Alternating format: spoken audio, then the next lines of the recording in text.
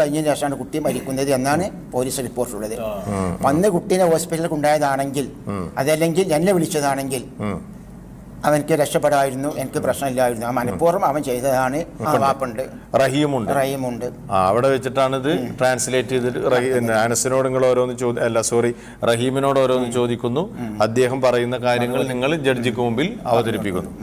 റഹീമിൻ്റെ കേസുമായി ബന്ധപ്പെട്ടിട്ട് ഒരുപാട് ചർച്ചകൾ ഇപ്പോഴും നടന്നുകൊണ്ടിരിക്കുന്നുണ്ട്.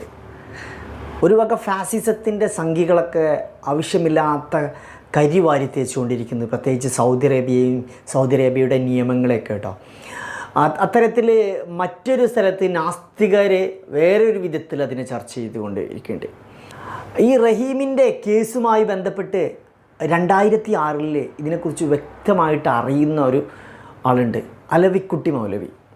അദ്ദേഹമായിരുന്നു അന്ന് അവിടെ ട്രാൻസ്ലേറ്ററായിട്ടുണ്ടായിരുന്നത്.